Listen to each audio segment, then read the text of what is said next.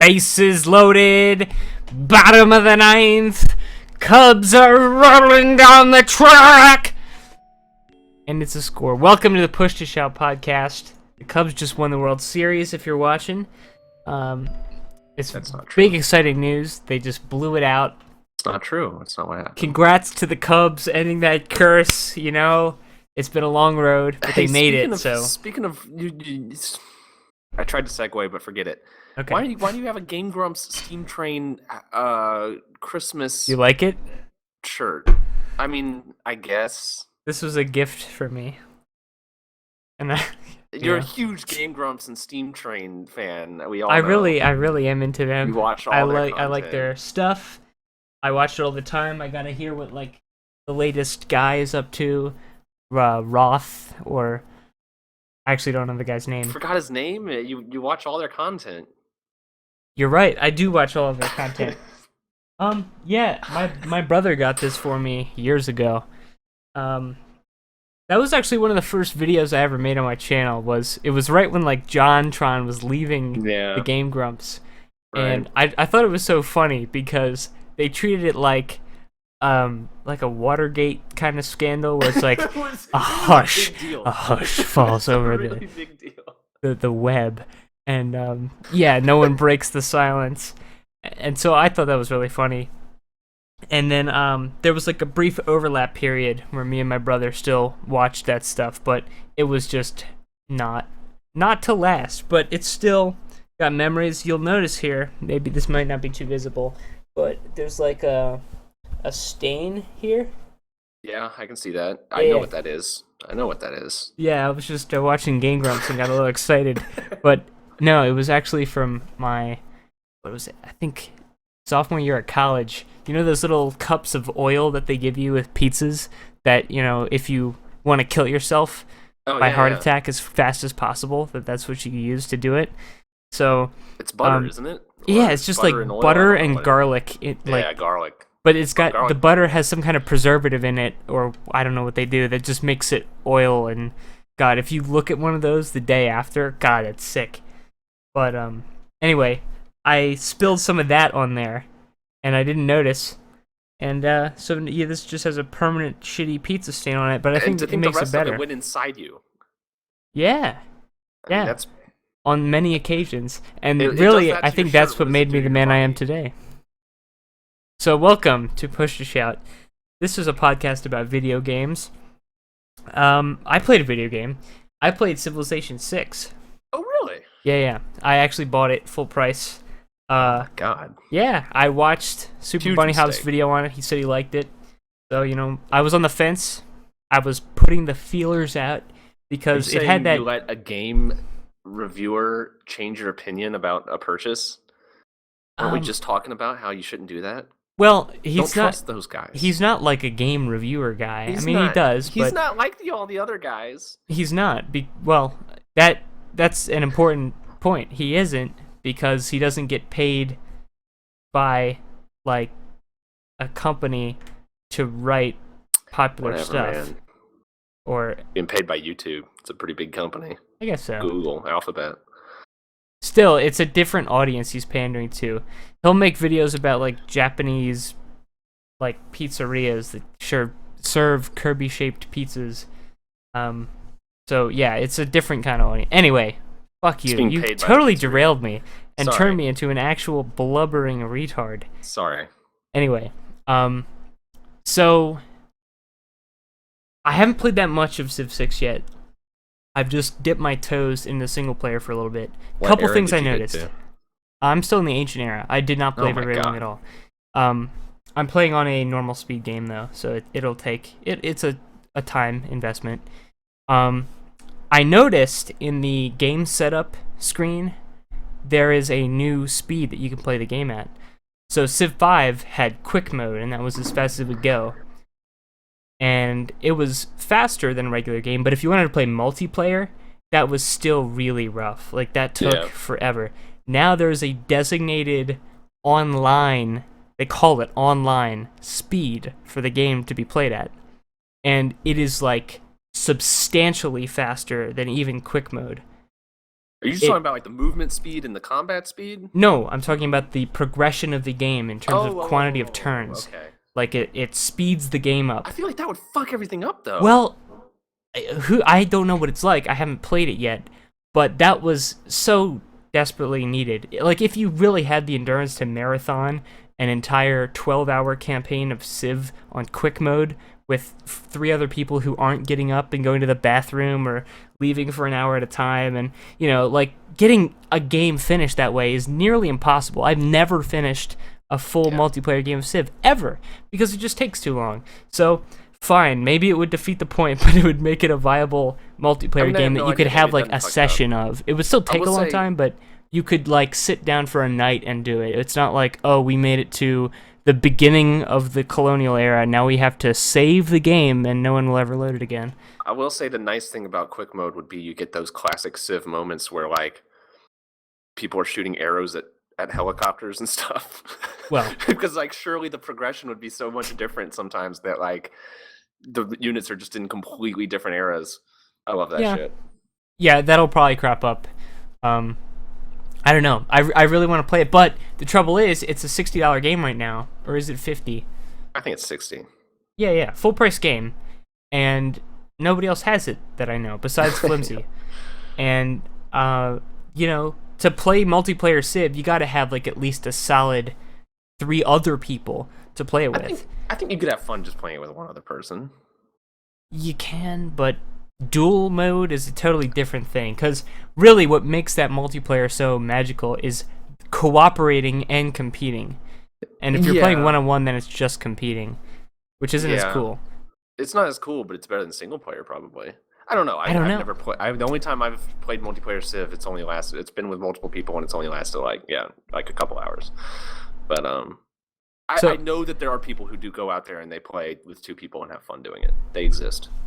Okay, yeah, I haven't spent much time playing just 2 people, but I don't know. It doesn't appeal to me all that much. But maybe I should try it and make a decision then. How about that? I won't listen to the opinions of others. Skippy. That's good. I'll judge for myself. Don't trust them. Anyway, so the actual single player game. Barbarians are brutal now. It is ridiculous. I was not expecting that whatsoever. Normally in Civ, when you make your first city, Civ 5 I'm talking about here, you have a warrior and you have your city. And really, you can have your warrior kind of serve as a scout until you can actually build a scout unit. And you can have them explore a little bit and they can poke around. And only if there's like a barbarian creeping up on your capital do you really have to move them back. Well, Civ 6... like there's a shit ton of barbarians and they're really strong. Yeah, I heard they're smarter too. Like they are. Like a lot of the times in Civ 5, they just walk past your city and you can kill them with your city. Yeah, they'll walk past the city. That's another thing I noticed. There is no immediately available bombard enemies near your city mode. That, yeah, walls or something. That was cool. Even though it was a little disappointing when I was expecting to kill this barbarian. They'll run away from you if they're going to die and are up against odds that they can't win. There's another change that I don't like so much, and that's, you know how they can capture your workers, the barbarians can? Yeah. Well, in Civ 5, if a barbarian captured your worker and you killed the barbarian, then you were set. The worker was yours again. You, like, took it back. Yeah. Well, I don't remember exactly how this happened. Maybe the barbarian attacked me first, and... like, I killed it in that fight, but I think I attacked the barbarian that had my worker first. Anyway, I killed the barbarian who had my worker. The worker left the stack of the barbarian, and then it started running away from me. Like, it didn't turn back friendly. Like, it was still making me chase my own worker down. Like, they had suddenly become loyal to the barbarians and were actively trying to avoid me. They're a barbarian unit using barbarian AI, I guess. Yeah, but Civ 5 didn't do that. It made sense. Like, once you got your people back... This makes sense too, though, because in Civ 5... well, I don't know. Yeah, in Civ 5, if you capture another civilization's settlers, you have control over them. And so if that civilization tries to come get your settlers, you can run away. So really, it's just giving the barbarians the same control that the civs have. Right, but I don't think it should be a civ. The barbarians aren't a civ. I know what you mean. Yeah. Like, okay, if you captured, if you were a civilization, you captured a worker, fine, maybe you can brainwash them or whatever. But there is absolutely no justification for the barbarians taking my worker, taking one step outside of my city into the desert, and then immediately being liberated, and they just start running for the hills. Like, I don't know. Maybe that's not the important stuff. Maybe the gameplay is really what matters, and it does kind of put them on the same playing field as another human. But that's not how it feels to play in single player. It just feels stupid. What's not stupid? Sean Bean voicing everything is pretty cool. I like it. That's what I said. I liked that. The narrator in Civ 5 was also great. He wasn't a celebrity as far as I know, but I would have like turned his voice down and everything. Like I just didn't care that much. But Sean Bean, I would keep him up because of Sean Bean. He does that job well, where he just makes everything sound like it has so much gravity. I was watching a video of people playing that, and they mentioned how great it would be to be a voice actor like Sean Bean, because all they probably had to do was just send him his lines to his house, and he has a nice microphone. That's probably true. Because it's not like you need direction, because they're just like quotes and stuff. He just has to sit there and read quotes. Yeah, be serious and awe-inspiring, or is it odd? Yeah, he just has to be odd. I wonder if he's striking with the unit, the Union unit, still in Civ 6 mode. I have not heard anything about that strike. Actually. So you'll have to inform me. Yeah, I'll fill you. I mean, I don't know. There's not that much to say about it. But anyway, that's cool. I'm not gonna buy it yet. I'm gonna wait for it to go on sale. Yeah. I want you not to, so that we could play it. But yeah, I totally understand, because it is $60, and you have to really like Civ. I really quickly burnt myself out on Civ 5. Yeah. I played through that shit a ton in the span of like several days, and then I was like, all right, that was fun. That game is kind of like TF2 was for me, or some of these other games where I'll pick them up for like a few months at a time, and then it'll be crickets for like a year. And sometimes you're in the mood for some Civ, and it comes and goes. Yeah. Anyway, that's about all I have to say about Civ 6. Have not played it enough to really make a judgment. I won't. Anyway. Any other video games? Hell no. That's it? Yeah, there's not much video gaming to play unless I'm... Yes, there is, because I've got stuff to talk about. Well, you do, but not in my world. Wow. I only play good games, so that's kind of... Oh. Well, I have a couple good games that I've played. What have you played? I bought the early access game My Summer Car. Okay, I've seen a shit ton of people playing this. I know nothing about this. It's cool. I'm glad you know nothing about it, because I want to explain it in detail. So at first glance, this is a YouTube bait game. I feel like that's an entire genre at this point, like cheaply made. I Am Bread, Goat Simulator, yep. And yeah. At first glance. But this game has real heart put into it. There's a video of the developer talking about this game it's a very good video. Like, I don't know how to find it. I guess just search in YouTube like my summer car dev video, and you'll probably find it.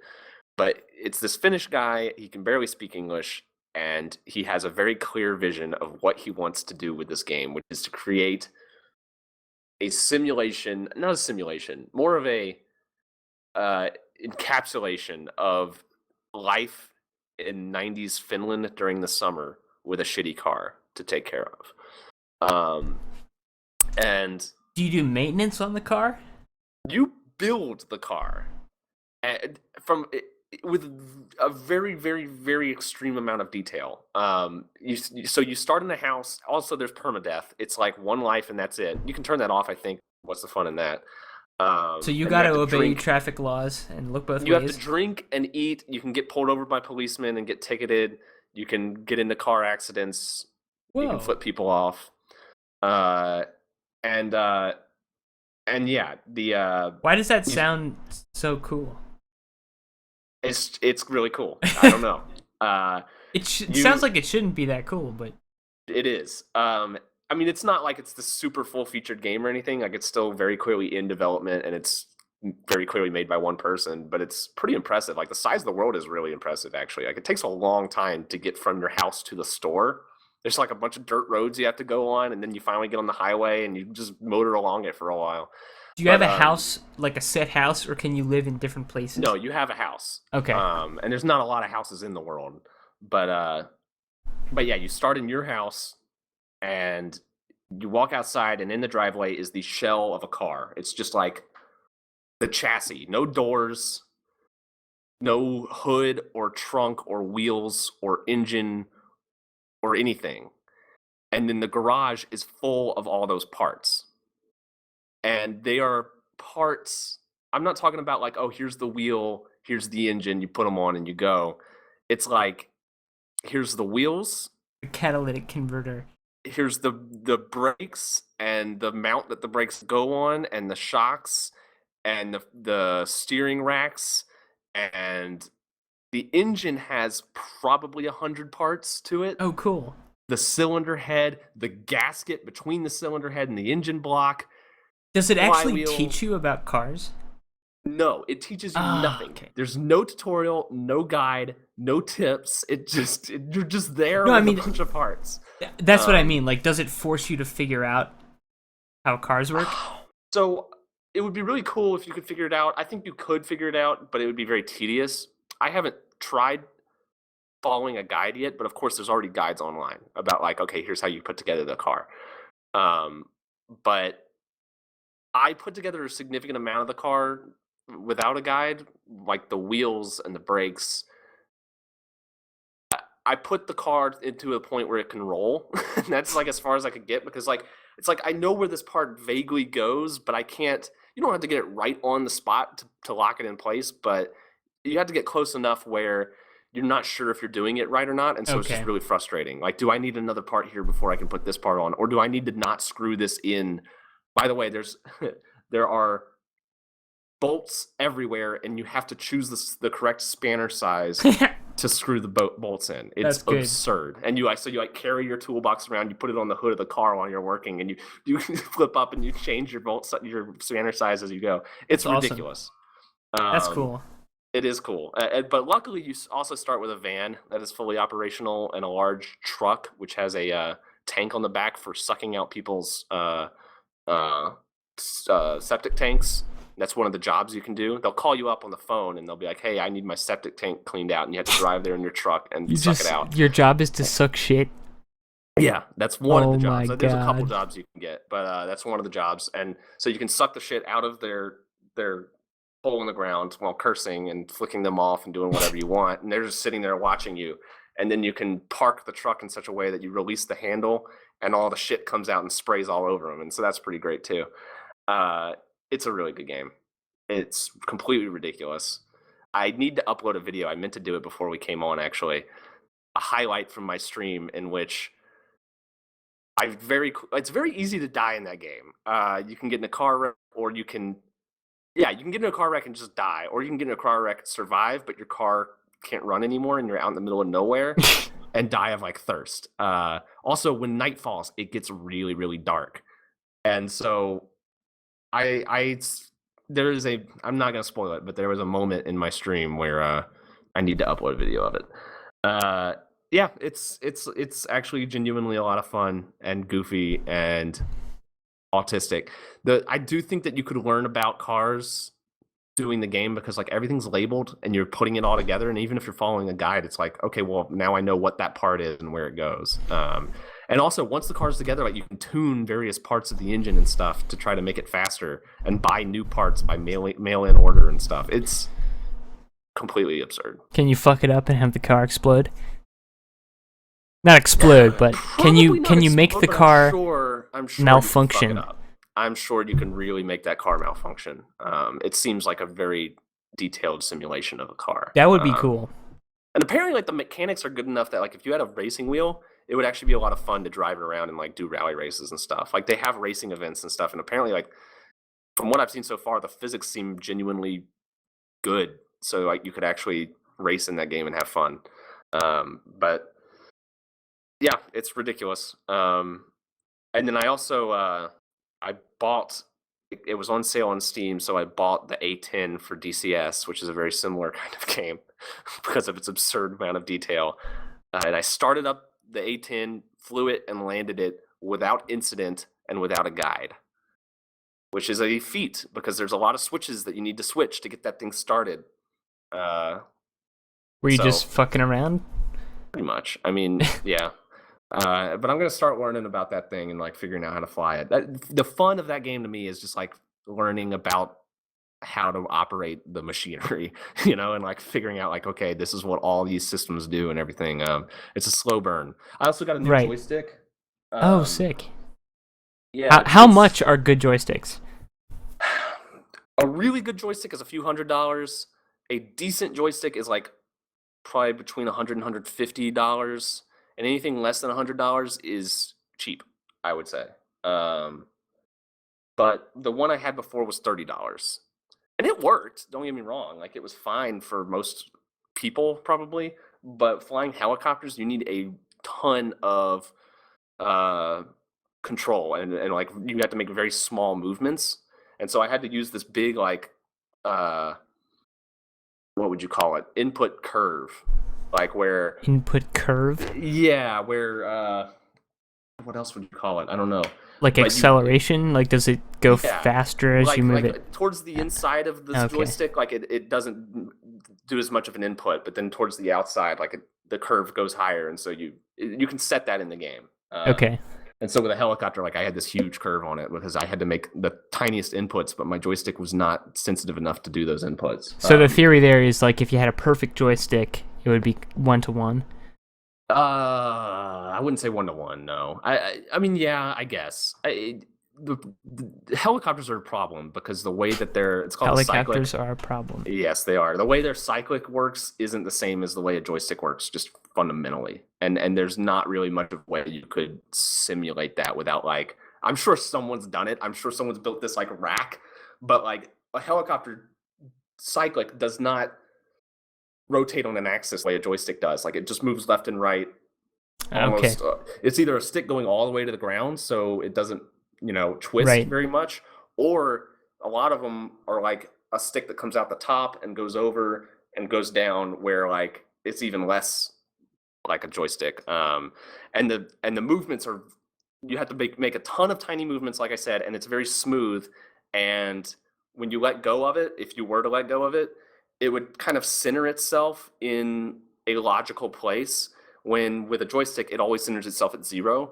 If you're like moving forward in the helicopter and you would never let your hand off the stick completely, but if you kind of let it go where it wants to go, it would keep you level pretty much. Or that's my understanding of it. I've never flown a helicopter, but this one has less force to move the joystick itself and less of a these are all terms that I don't use. Where it's at 0. And when you get off of that, like that point of movement is less of a jarring point, So like if I move from left to right, going across that center line doesn't like jar it as much. Like it doesn't like stop. It does a little bit, but it's much better.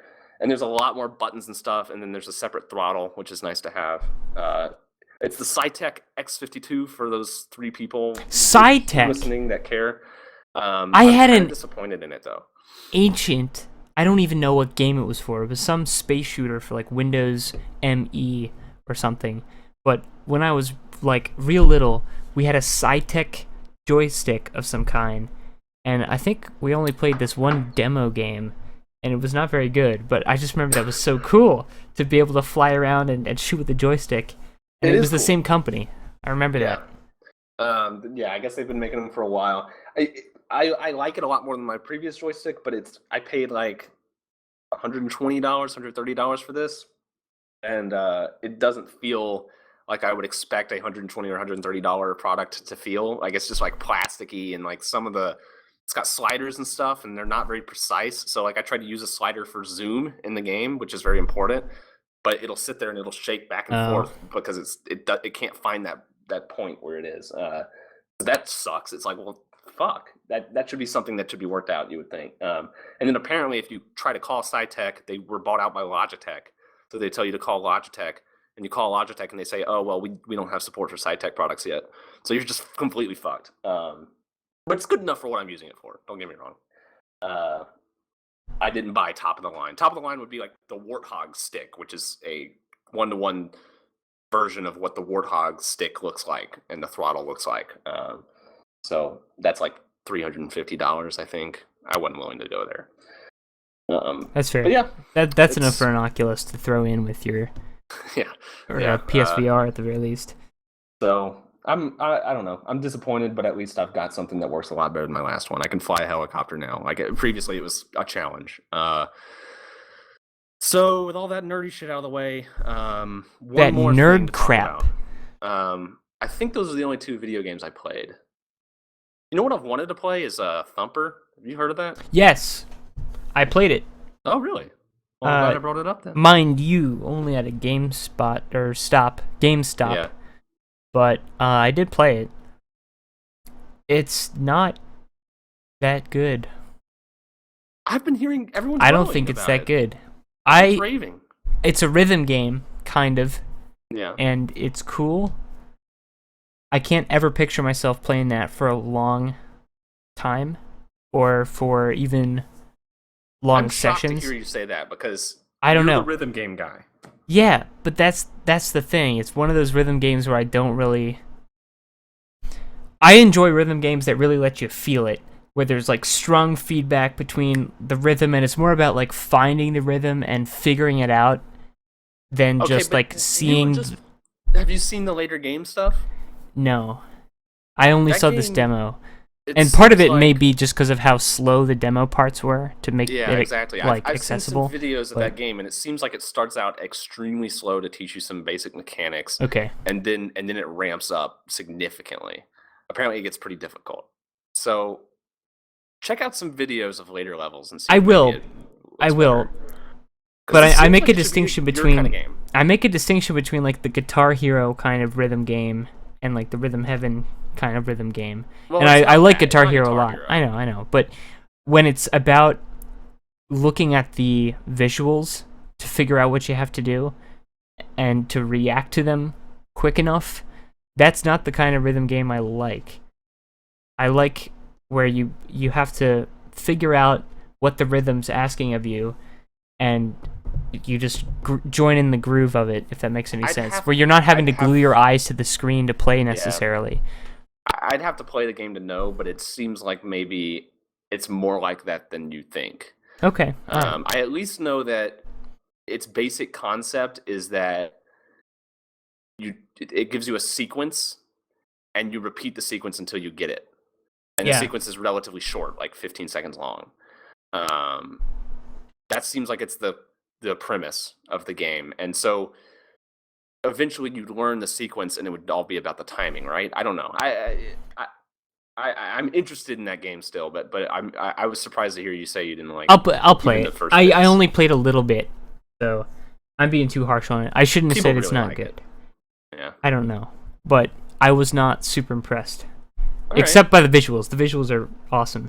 Those are very, very cool style. It's a VR game. That would be. It is. Yeah, I think it is VR compatible, right? Yeah, it's like one of the launch titles for PlayStation VR, I think.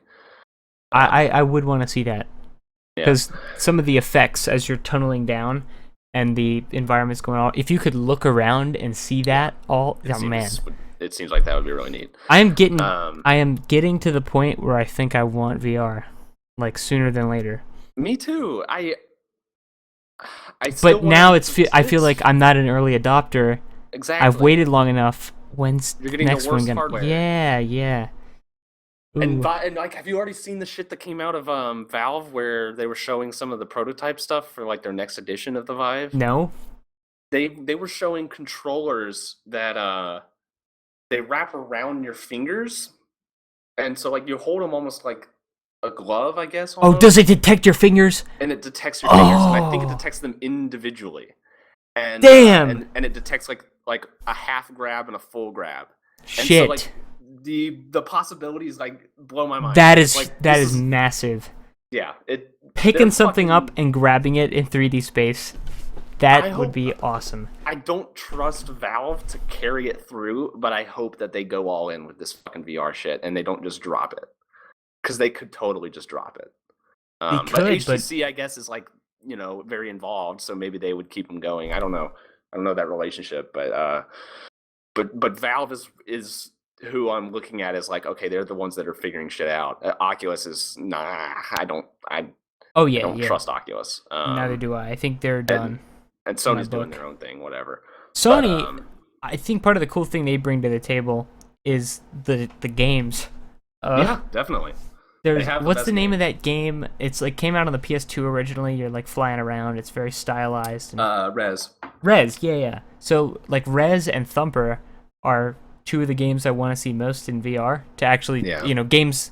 There's lots of games I would love to see in VR, but as far as games that are actually already in VR, I really want to put that on my head and see it. I was surprised at the amount of content that apparently came out of Sony, and like not just shovelware, not just bullshit. Right? Like Yeah. Oculus Store is just full of bullshit. Puzzle where you teleport and puzzle your way through a puzzle. Yeah. But yeah, Sony actually came out and like said like, all right, let's make some decent games for this and try to make it a good experience. And then I think that they're creating some buzz around VR. I think they're pretty successful Yeah. right now of like what they were trying to do, which is basically create buzz. And coming in at that price point definitely Yeah, helped too. theirs is the affordable option, although you gotta have the camera and the Move controllers, so it starts to look more like the other prices. But Actually, wait, how much would that be? How much is I the camera and think the Move controllers? I want to say they add on like maybe I have no idea. I can't say. Because if that's 150, $200, which I think it probably then it's is. suddenly like an Oculus. Yeah. And Yeah. at that point, just get a Vive. I think But there's a lot of people who still like the Move controllers have been around since the PS3, and I'm not sure. I don't You think that need matters the because nobody latest. had them. Yeah, you might need the latest version of the PS4 camera to use it, but I think a lot of people already have that. So there are people out there who are already kind of like equipped for VR, and they're exactly the kind of people who would be buying VR. Like the kind of people who are like into the gadgets and shit, who would have bought stupid shit like the camera and the Move controllers. So That's probably true. I think that's their market right now. They'll probably, if it's successful or if they see like some opportunity, maybe they'll in a couple years come out with another affordable one that's more of a complete package. I hope that they do away with theirs is the only one that like just uses the camera and tracks the lights on the headset. It's not like using any infrared technology or anything, so it just doesn't work as well. I've seen some people having some serious issues with that thing. Okay. But I mean, it seems to work as well as it seems to work, but it seems to have issues every once in a while. And for some people, it seems like they can't get past those issues. Like it's just always moving around when it shouldn't be and stuff, which would be a really bad thing to happen in VR. But yeah, I might get a Vive by Christmas. If someone puts it on sale online, I will almost definitely buy one. Even if it's only like $100 off, I'd be like, fuck yeah. But I say only $100. I mean, that'd be a pretty I could see doing that. yeah. I'm Like, gonna upgrade my CPU for sure. I am very excited because I have not played many horror games at all. And I've kind of started to get an interest in them now. Yeah. And I've got all these great horror games to play, and man, I would really love to see them in VR for the first time. I'm I not don't know sure if how I can many will handle it. support them, but God, that's so cool. The idea of being surrounded by that. Ooh, man.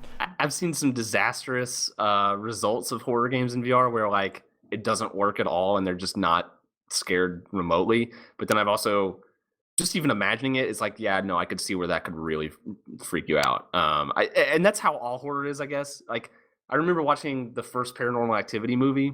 I went in the theater with my friends. That was like freshman year of college. We went in with a big group. Everyone enjoyed it. Everyone was scared. It wasn't a great movie, but it was fine, and it effectively scared us. And then we went back to the dorm, and we were talking about how scary it was and everything. And everyone went back the next night to see it, or like not everyone, like everyone who didn't see it that night went the next night. and they thought it was terrible, and it was the worst thing ever, and it didn't scare them remotely, and they were laughing the whole time. And it's like the same movie can get like completely different results just based on like what I guess the atmosphere of the audience or something. Like, so that's how VR is, I would assume. Like, all it takes is the smallest thing to go wrong or to make you laugh or something, and then like the whole effect is ruined. But yeah, or make you I nauseous. like the concept. Yeah, I think it was you were talking about the light tracking. I think it was Sean from Mega 64 was talking about how he had the PSVR and the light tracking fucked up, and then it made his vision start going all crazy, and he like had to take it off because it made him sick. With the Oculus, even with the Oculus, so on my dad's racing setup, he's got the camera a little bit behind the wheel of the setup, and so if you are playing a game where you want to look down here, you can go behind the wheel sometimes, and then it's not. The first time it happens, you're like, what the fuck? But then like once you realize what's going on, like it's not that huge of a deal because you realize like right away, okay, no, I'm just outside of the zone. But it is weird because you like move down, and then it just stops. And you keep moving, but the image is just still there. And then like every once in a while too, it'll kind of like once you come up from the steering wheel, it might have to like find itself for a second, and you're going like, ugh. And it doesn't nauseate me, but I could see easily how it would really bother other people. It's still a disorienting visual that you never would experience if not for a VR headset. The only part that nauseated me was the first time I drove a race car around a racetrack. That was nauseating because the G-forces aren't there and they should be, and that's really, really weird. And it took 5 or 10 minutes for me to get over it, and then I was over it. And then the next time I did it, it wasn't that bad. Like I think every time you put it on for the first time and you get in the car and you start going over jumps or something, like you're gonna get that a little bit, but you do get used to it very quickly. And I think everyone can get used to that kind of nausea, but I think there's some people who are just more susceptible to it, where it's just like, no, VR is not for them. Some people seem wired wrong for it. But though some people are like that, I think another group of people who are uncomfortable with it are more like the people who, when that movie about the train, it wasn't a movie about a train, it was just a video of a train moving toward the camera. It was like one of the first films ever, and everybody went to the theater and was horrified by the most obscure reference. Yeah, like back when movies were first coming out, they had a film, a classic silent film of a train moving toward the camera, and everyone recoiled in shock. The train's coming for me! There was also, I think the one that I always heard about was the guy someone points a gun at the camera. Yeah! That's the one that really gets people, I think. I've used that clip in a video once. So from the Great Train Robbery, I think, or the Great Train Heist was the name of the film. Yeah, I mean, it is that kind of thing where it's like, okay, yeah, you just have to get used to it. And a lot of people aren't giving it a chance because they put it on and they start feeling a little sick and they go, oh, I can't handle that. When really, I mean, yeah, sure, take a break, but try it again and like see if you can get used to it, because you probably can. And so many games, we've talked about this before, so many games are trying to accommodate everyone, and I think that trying to accommodate everyone just makes your game bad. That just doesn't work. Like, if there's some people that aren't going to be able to play your game because they're going to get nauseous, so be it. You can't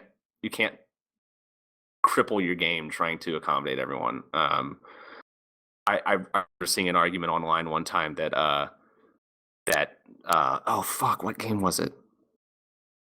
There was some argument about a game being excluded, like it was excluding certain people who had disabilities because, God, it got brought to its logical extreme of like, well, any game that uses a controller is excluding people with disabilities, and like, yeah, at some point you have to draw a line and say, fuck it, some people can't play our game, sorry. This is kind of colorblind and it's a color-based game. But a while back, I saw some like list of games that could accommodate amputees.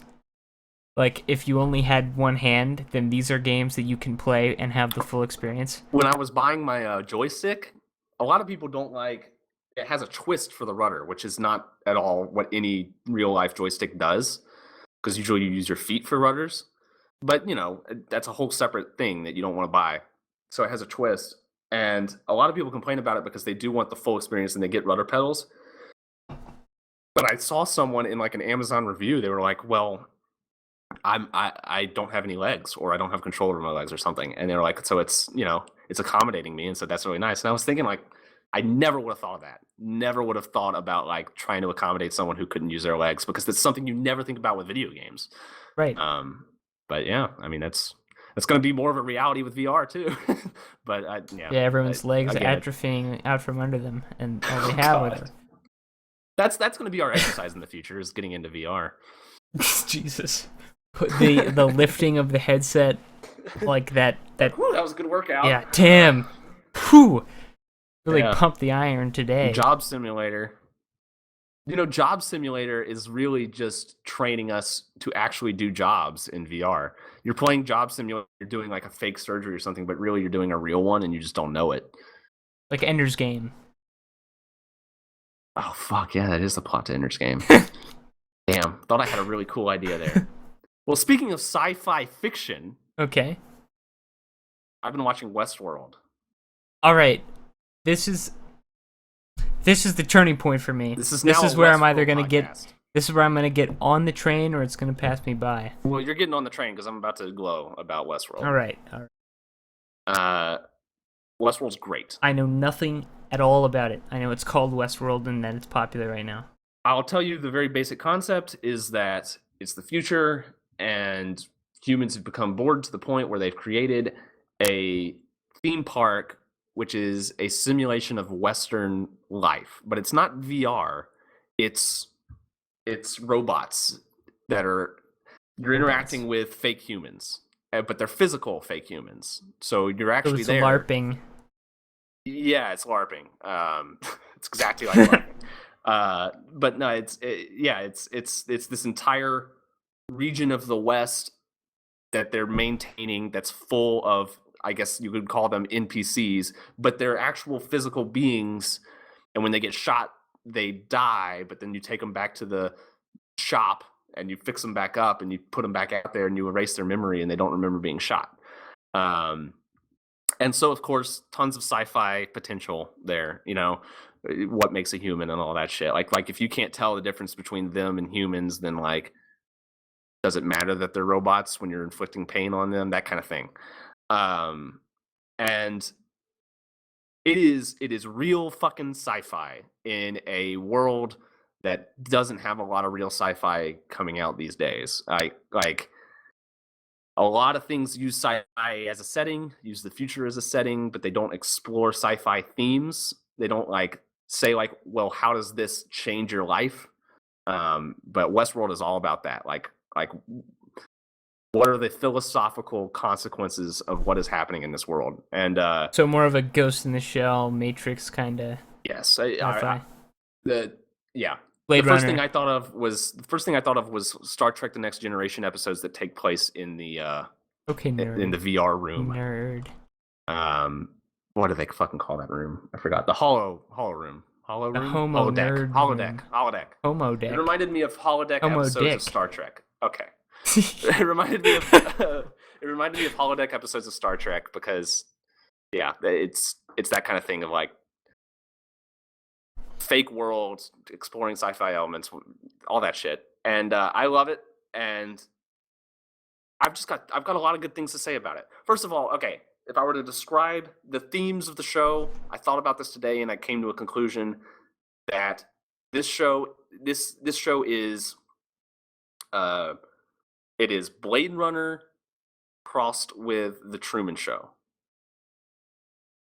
That explains it. That's a good combo. That is a good combination. It's a combination I don't think anyone would have expected anything to do. But yes, it is The Truman Show crossed with Blade Runner. And the feel of the show, though, the first few episodes, well, actually, all the episodes, it's 5 episodes in, and I've watched them all.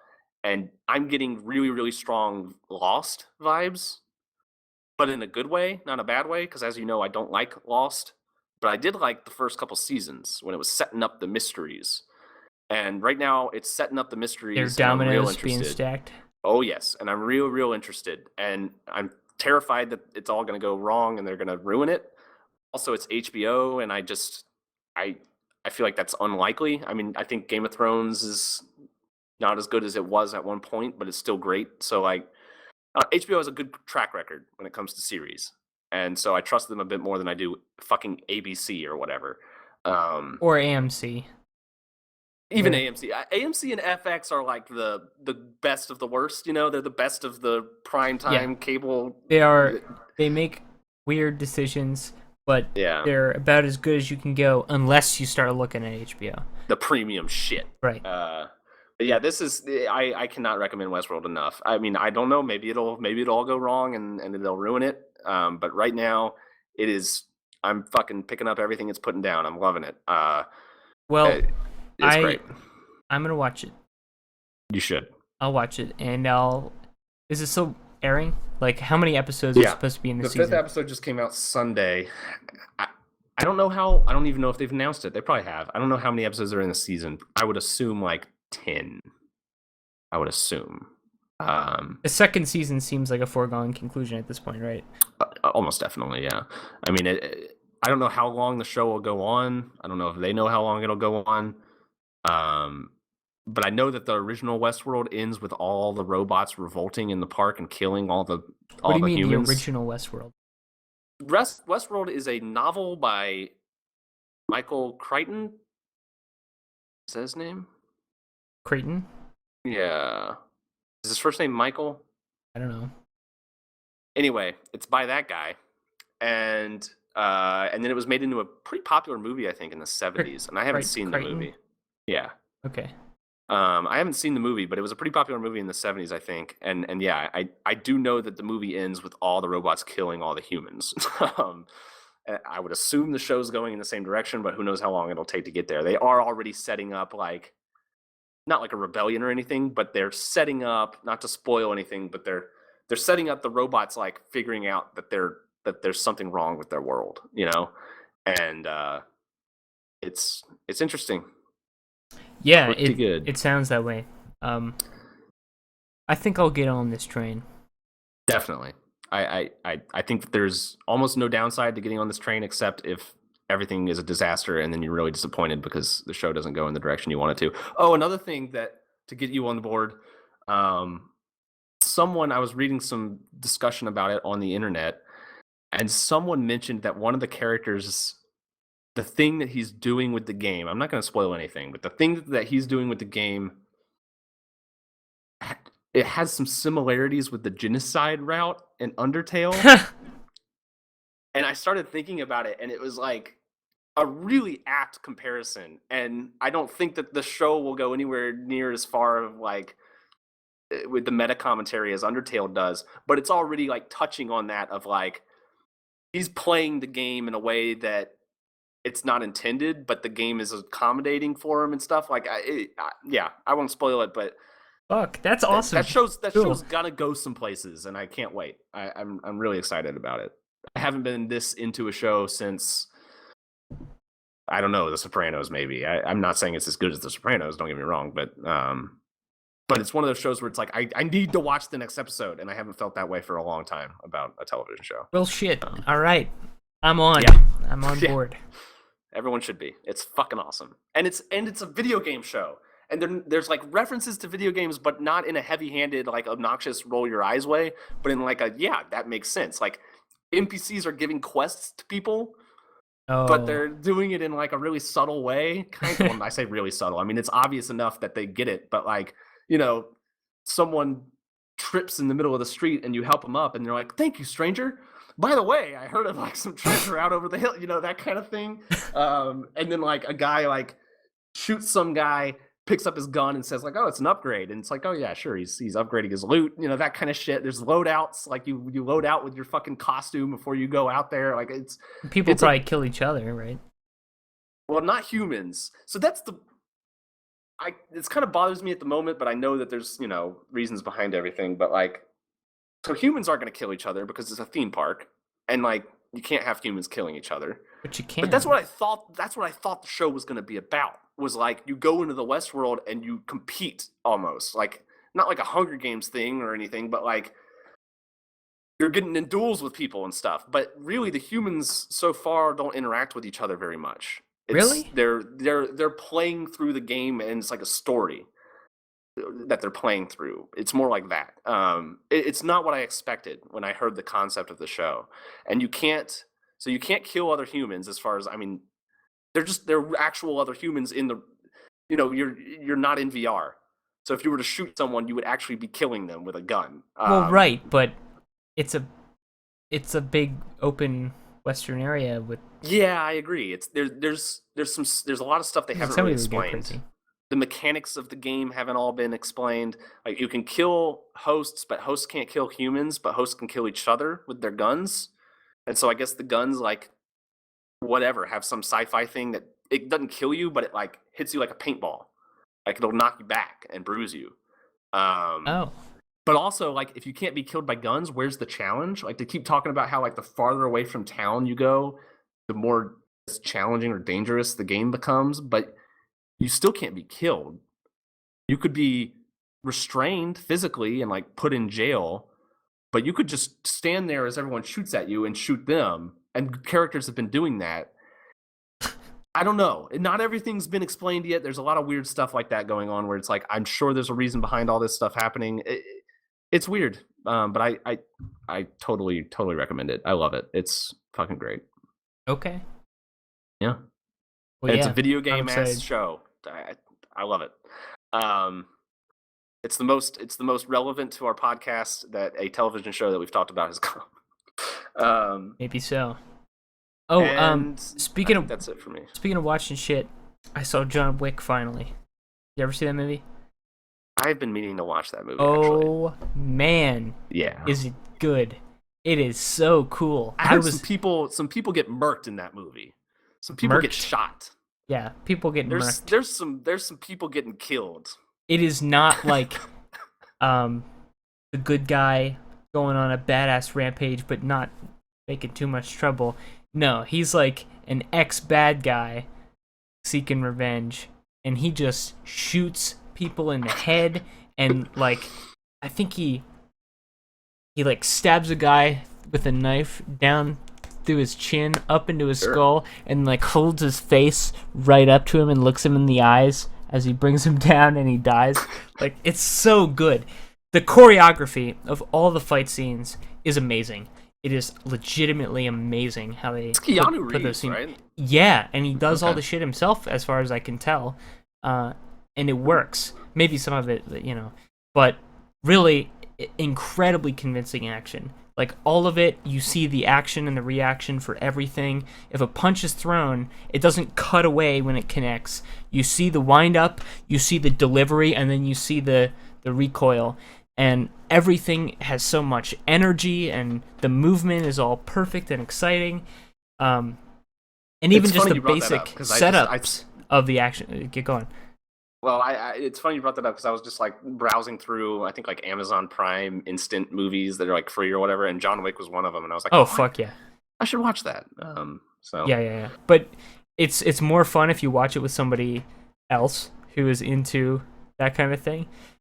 Just because there are so many of those like audibly gasp moments that it's just a lot more fun if you're not watching alone and trying to appreciate it. No, it's a popcorn kind of movie. You put it on and you have a blast. So definitely a crowd pleaser. There's a sequel coming out next year. I think that's what kind of prompted me to like think about it. Was like, oh yeah, there was the sequel. But yeah, I don't know anything about it. I don't even know anything about the first movie. I just know that some people get fucking shot in the head and shit. That's basically it. Yeah. Yeah. This dude likes his dog, and they kill his dog, and he doesn't like that. Yeah. So he kills everybody. All right. It's great. Sounds like a good movie. And the story it's very simple, but it's not dumb or played for laughs or anything. It's not like a campy action movie. It is a hardcore action movie, like the definition of that word, where the action is just all interesting, and there's so much effort put into the production of the movement of these scenes. Really cool movie, John Wick. All right, cool. I don't have very much news to talk about. There's been some games coming out, but there hasn't been a lot of news. I bought a game that came out, and I haven't played it yet. I bought it What literally else? just today. What? Owlboy. I've been off and I on have no idea following what that that is, game. but I've heard the name. It's an indie game, and it's like a little pixelated adventure, but it's like very detailed pixel art instead of like Yeah. 8-bit. It's where they actually put some effort into it, and it looked really cool. And so I just want to see what it's about. I don't know of much about the game at all. I haven't heard people talking about it really either. So kind of interested to see what that's all about. You know what's supposed to be a surprisingly good game this year? What? I mean, I guess surprisingly good might not be the right word, but more good than people thought it would be is Titanfall 2. Is that out? That is out. It's a weird. This is exactly like with Titanfall 1. I It asked the same is. question. I don't understand the logic of releasing it a week after. It's an EA game, and they launched it a week after Battlefield. And Battlefield is bigger than it ever has been. And Call of Duty is smaller than it ever has been. And maybe that was the thing is like, well, fucking Call of Duty, people are down on that this year, so we really need to get Titanfall 2 out. I don't know what the hell drove them to release it within a week of Battlefield, but it has apparently hurt sales because the EA stock tanked in a span of a day where it was like, shit, this is not selling well. But it really shouldn't have tanked because people really shouldn't expect it to sell well when the last one didn't sell all that great. And this one is being released a week after Battlefield, which has sold better than expected, I think. Maybe I mean I'm sure they've done the research and there's a good reason behind them releasing it at this time. And I've thought about it because I've been sitting here thinking like, why the fuck would you release this game a week after Battlefield? I think that they're planning on this being a sleeper hit, and they're planning on really milking it for later sales, like Q1 2017 sales. Free weekend, 50% off, a million Well, people buy yeah, it, that kind of thing. because one thing that they've already done, they've already announced all the DLC for it will be free. So Yeah. no paid maps and all that shit. They've already announced like this is you buy the game once and you have it, which I hate to commend the game for doing that because it's like shit. It's become standard that you just expect paid DLC, but like At this point, you don't even have to say it's sad it's become standard. I mean, this is yeah. like since ever. Yeah, especially with EA. Now, this is an unusual case because I think they're still the developers are still I guess they're Respawn Entertainment. Yeah. I think they're still under the EA Partners program, which is something that ended like years ago, but they got in it before it ended. So that's like a company partners up with EA, but they're not officially an EA owned company. They're just contracted. Okay. And so I don't know how much control EA has over stuff like DLC or maybe even release date. Maybe it was the developer's choice to release it. I have no idea. But it is pretty unusual. But like it's the perfect kind of game where you say like, okay, well in February when we come out with a new DLC and people are running a new FPS because it's the slowest time of the year, let's come out with a new DLC for free and put the game on sale for 25% off or whatever, make it a free weekend or something, and there'll be all this buzz of like, oh, here's the new DLC.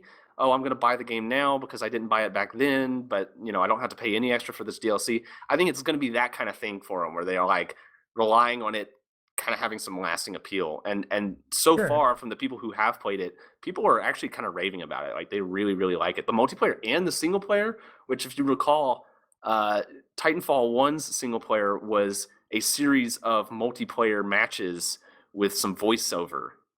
Uh, so for them to make a single player that people apparently actually like genuinely enjoy is kind of crazy. But yeah, and I haven't heard anything I might be about one of Call those of Duty. folks who buys it on sale someday. I almost definitely will buy this game at some point just because it seems interesting. It does seem like it shakes up. It's still a left trigger, right trigger, aim down the sights, first sprint around first person shooter, but like they do enough to make it unique that it definitely has its own identity. And like it looks like they've done some interesting stuff with game modes, or maybe not even game modes, but like core gameplay mechanics where like you have to get batteries for the Titans. So you have to get out of the Titan and grab a battery and put it in a Titan, or you can put it in your teammate's Titan and that kind of thing. And like it's almost like a health pack. And so like it's encouraging like actual strategies and teamwork, and I don't know, that game seems kind of interesting. So good for them, I guess. I'm Well, not gonna buy it on for full price probably because I'm just not looking for a first-person absolutely shooter not. right now. But if I was looking for a first-person shooter, I would buy it in an instant though. Knowing that the DLC is gonna be free and knowing that people have been saying good things about it, I mean, why not? It appeals to me a lot more than Battlefield 1 does. Which I still don't. Battlefield 1 is like on fire right now in a good way. I mean, like people are liking it and playing it, and it's the same game that they've been making for years, but apparently now it's good. I don't know. It's the same It's thing. different because the skins are all cool and different.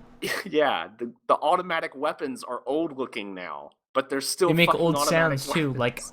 ping ping ding I dong, guess they do. instead I of don't know. blam blam, which is a big plus in my book. I I give Battlefield 1 10 stars. not that they did anything wrong with Battlefield 1 because clearly they haven't because it's selling like hotcakes right now, but I wish that they took some risks with that game and made it a fucking World War One game. Like, give you a bolt action fucking rifle, I and think it would have done just as well, honestly. I don't think it it would have would been have. interesting enough that it would have captured it would have captured the interest of the public. I don't know though. Like, I don't know if it seems like people are liking that game because it's a Battlefield game, you know, and it's just the World War One setting is just giving them an excuse to jump into that genre. But I will say, from the footage I've seen, and I did play a little bit of the beta too, the World War One setting works so much better for that style of game, even when they're fucking it. I mean, even when they're just putting a bunch of automatic weapons and stuff where they don't belong.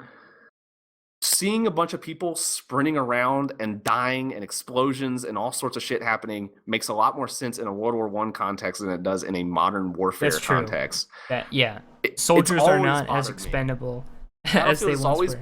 Battlefield has always bothered me since it went modern because it just like looks fucking absurd. Like it just doesn't look like it wants to look like. Like it just doesn't make sense. But in World War One, having people just fucking run around and die constantly and blow up all the time is like, yeah, okay. It's a fucked up war. So It's that at like least fucked works. up war.